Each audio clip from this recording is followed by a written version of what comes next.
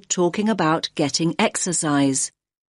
First, you have some time to look at questions 1 to 7.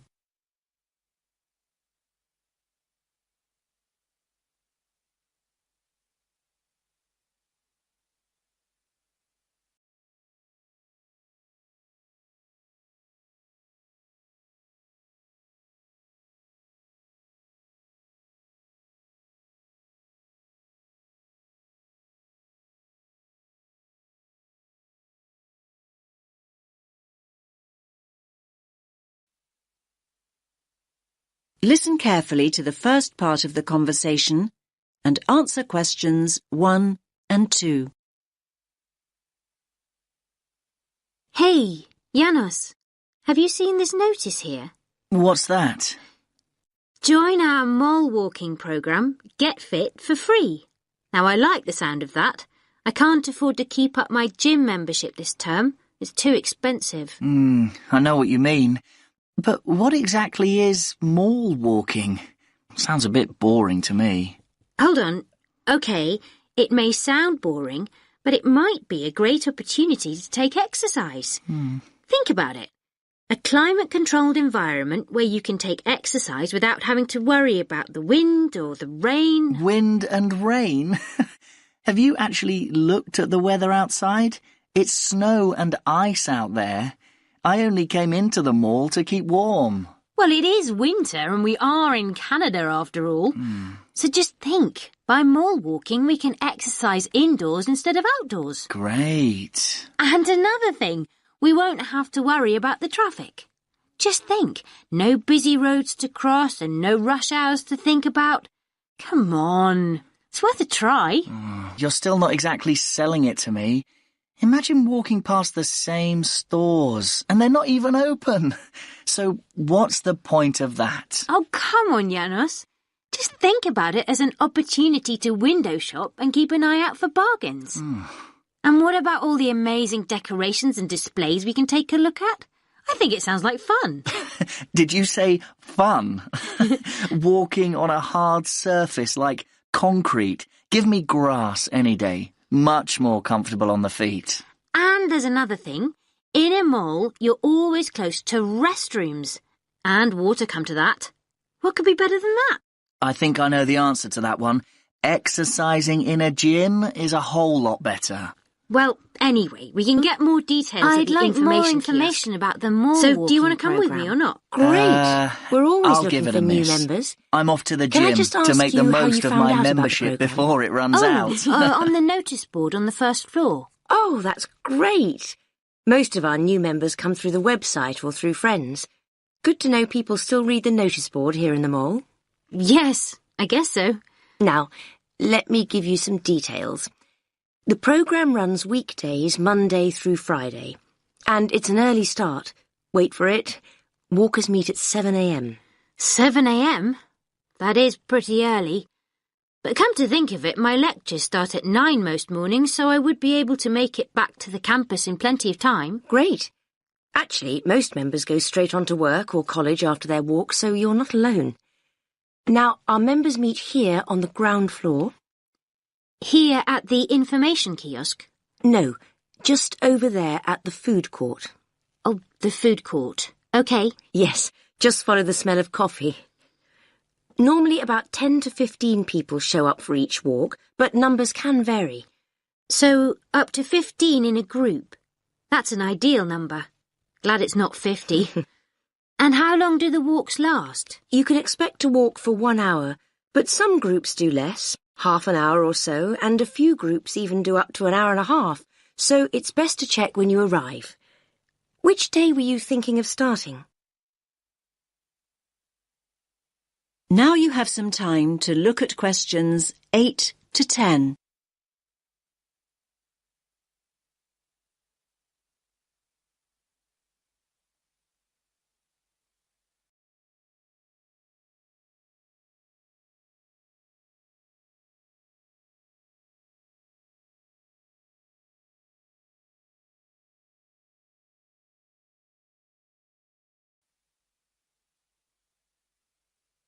Now listen to the rest of the conversation and answer questions 8 to 10.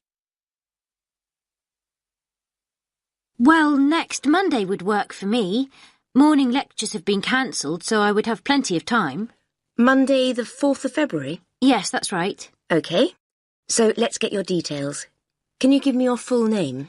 Anya Karchevskaya. Can you spell your surname, please? Yes. Karchevskaya.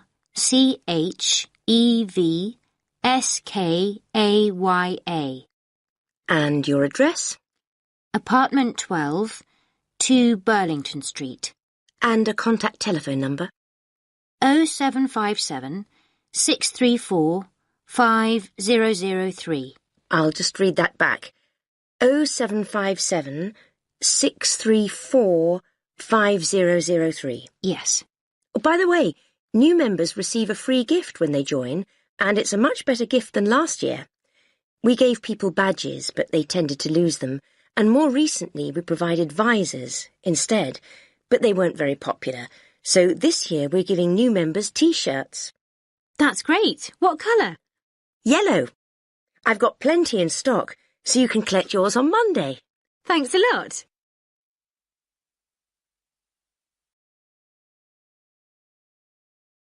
That is the end of part 1. You now have half a minute to check your answers.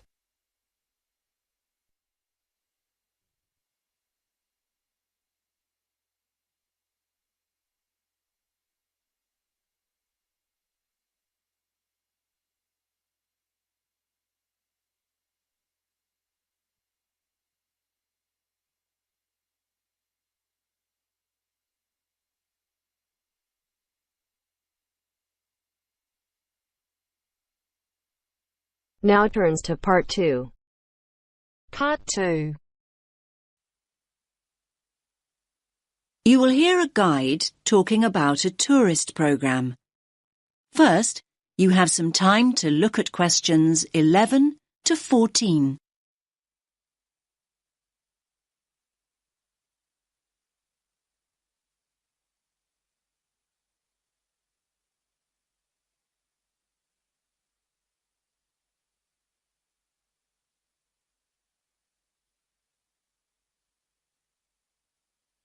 Listen carefully to the first part of the talk and answer questions 11 to 14.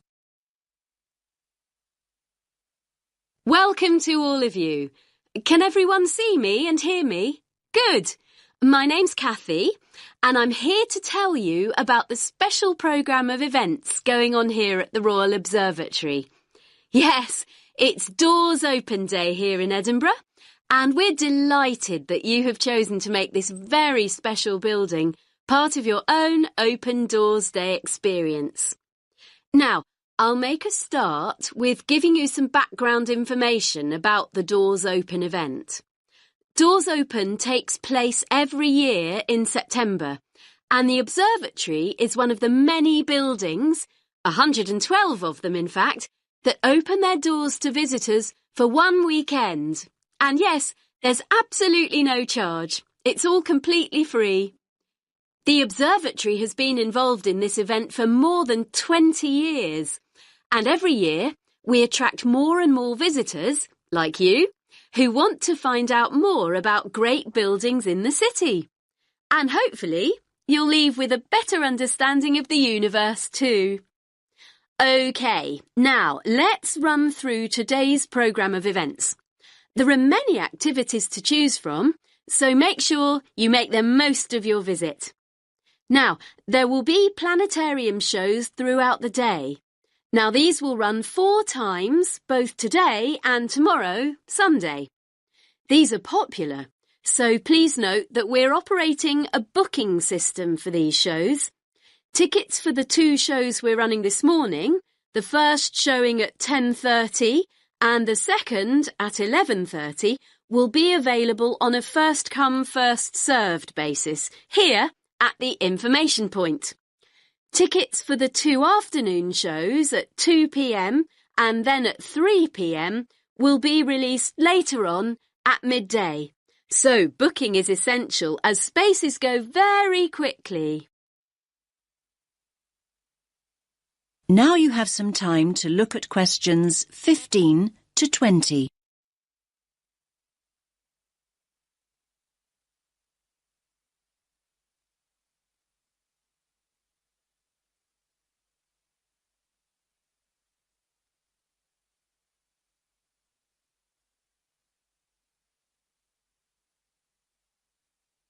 Now listen to the next part of the talk and answer questions 15 to 20. We also have some special tours of the observatory available. These include a tour of the telescope dome, and visitors will even have the opportunity to get onto the roof. I hope that those of you who are interested are wearing your most comfortable shoes and that you can keep up the pace. It will be worth the effort of climbing all these stairs. You'll have stunning views over the city when you reach the top. Now, for those of you who want to take things at a more leisurely pace, there will be an opportunity to visit the Crawford collection and learn about the instruments that have been built here, and there will also be some items from the collection on view. For those of you who don't already know, the Crawford collection is an astronomical library. And not only that, it ranks as one of the most important astronomical libraries in the world. You are promised a real treat here. And it's great to have so many younger visitors here today. Now, we have a craft workshop for children here in the visitor centre where they can make their very own model of a telescope and colour their very own planet. Please note that all children must be accompanied by an adult. So, as you can see, it's a pretty full timetable and there's a lot going on. Now, any questions?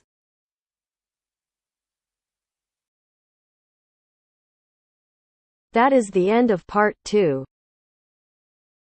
You now have half a minute to check your answers.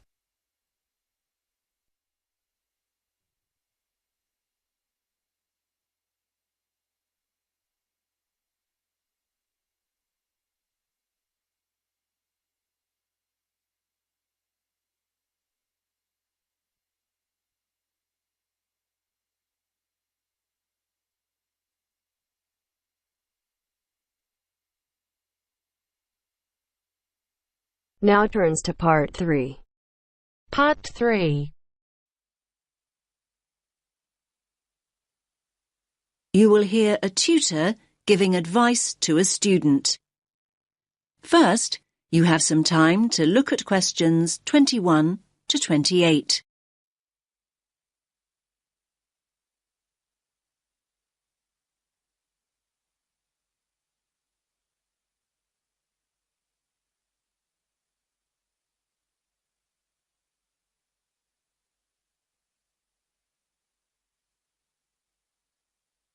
Listen carefully to the first part of the conversation and answer questions 21 to 28. Hi, Leo. What is it you wanted to ask me about? I'm worried about the exams. I don't mean if I pass them or not. I mean about revising. I don't think I know how to revise. I mean, every time I start looking back over my work, I just switch off. I can't concentrate. I don't think you're the first student that ever said that, Leo. Are you revising at the right time? I mean, are you leaving it until too late at night when you've got no energy left? It's hard to achieve anything when you're exhausted. No, not really. It doesn't seem to make any difference what time it is. Well, are you worrying too much about the subjects you feel you're not very good at? I mean, are you revising only what you find difficult? I guess I am doing that. Isn't that the best approach to revision? Not necessarily. I'd say it's better to revise something you enjoy and something you feel confident about first. That'll get you into the swing of things, and then you can go on to more challenging things. Anyway, you have to think about the whole purpose of revision.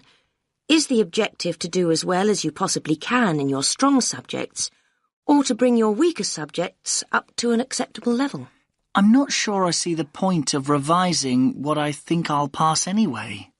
But revising a stronger subject might mean getting an A grade rather than a B.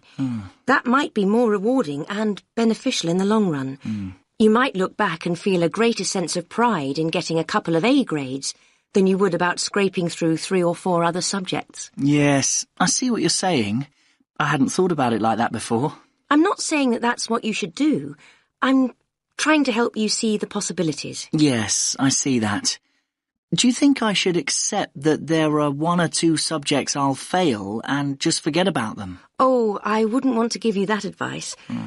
I think you should go into each of the exams at least hoping for a pass grade. My advice would be to set a time limit on how long you'll spend on each subject. You may want to spend a little longer on the subjects you find most difficult, but not an excessive amount of time. Yes, thanks. That's helpful advice. Do you have any more tips about how to go about the actual studying? I mean, how can I keep focused? Well, what sort of learner do you think you are? What do you mean? Well, if you're a visual learner, you like seeing things. From what I know of you, I think you probably are a very visual learner. So what does that mean in terms of revising? You probably learn best with images or diagrams. You could try organising information into tables or flowcharts. I do sometimes make mind maps. Good idea. I think mind maps can really help you organise your thoughts. And another thing, have you thought about revising with other students? I didn't think that would be a good idea. I mean, if I can't concentrate by myself, I certainly wouldn't be able to concentrate when there's another person there to distract me. Now you have some time to look at questions 29 and 30.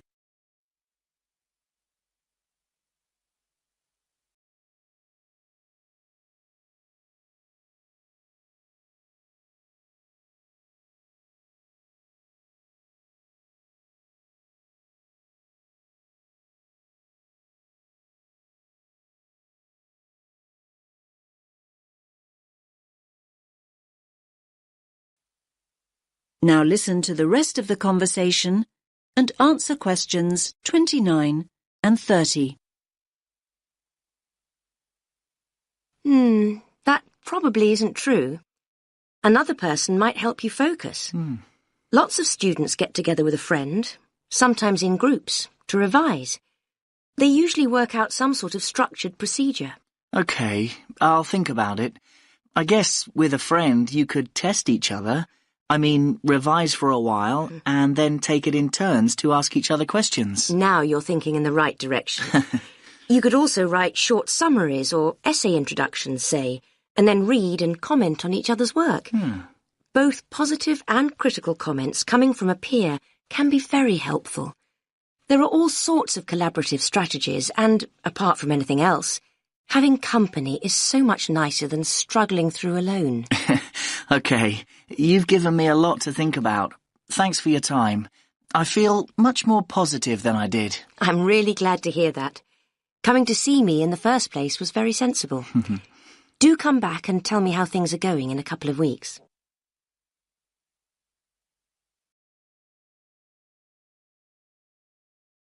That is the end of part 3. You now have half a minute to check your answers.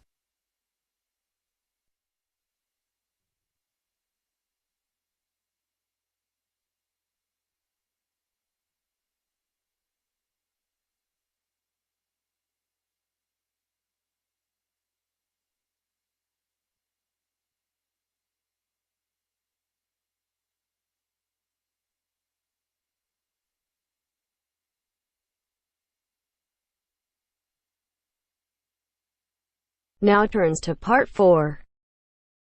Part 4.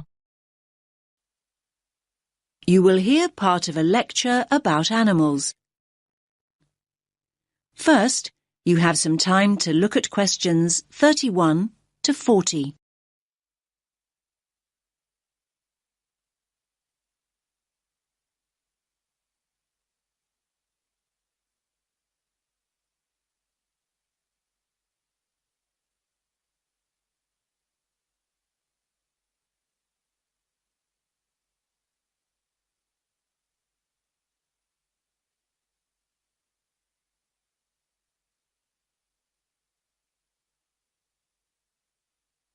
Listen carefully to the lecture and answer questions 31 to 40.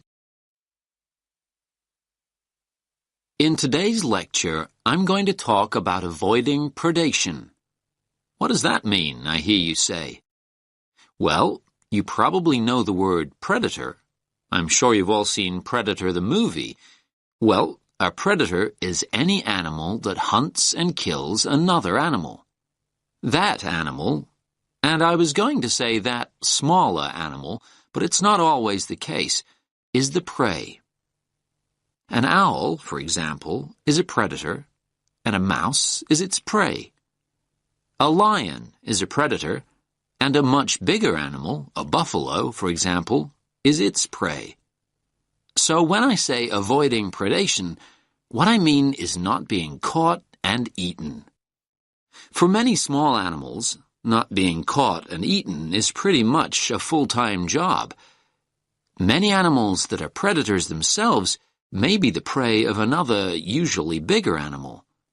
This is what we popularly call the food chain. So, how do animals avoid predation? Well, they have what we call defense mechanisms. These are ways in which the species has adapted over time to give it an advantage over its predators. Any adaptation of this kind increases the species' chances of survival. Over time, species that have not adapted, that is, developed some sort of defense mechanism, have met with extinction.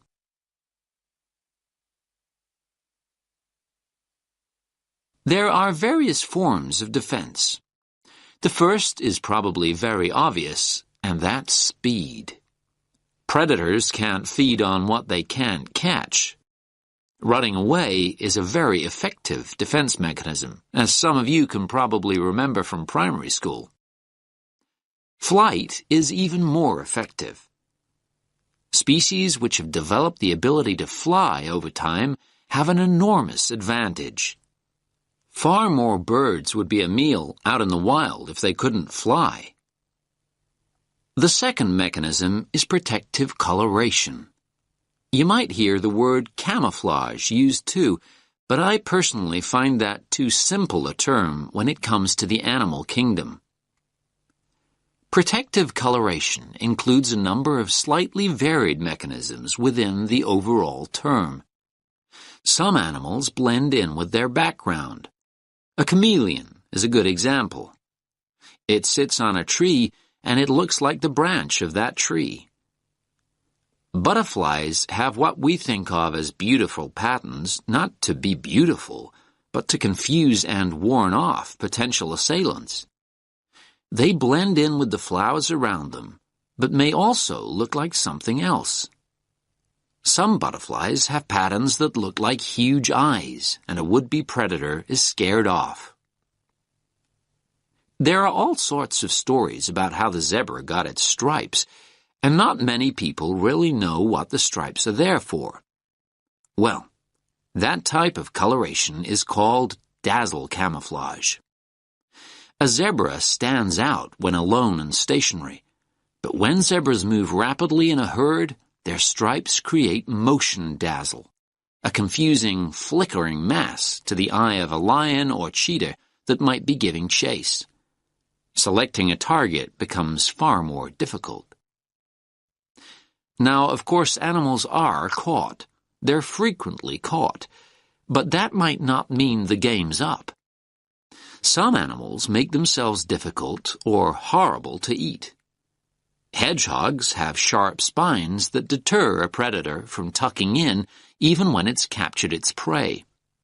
The predator is very likely to give up when a spine gouges an eye or gets lodged in its throat.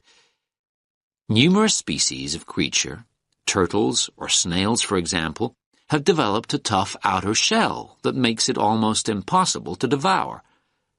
One of my favorite creatures is the skunk, which emits a repulsive smell on being cornered, enough to send any attacker herring back into the undergrowth. In a similar way, some sea-dwelling mollusks can emit an ink cloud that fills the surrounding water, concealing it from a predatory fish that may be circling. There are frogs that go one step further. They're so poisonous that even if a predator does try and eat them, it'll probably keel over and drop dead first. Now, you'll probably be surprised, but I'm going to go on to talk about plants. Yes, many plants have defense mechanisms in exactly the same way as animals. You've probably all been stung by a nettle at some time. That is the end of part 4. You now have half a minute to check your answers.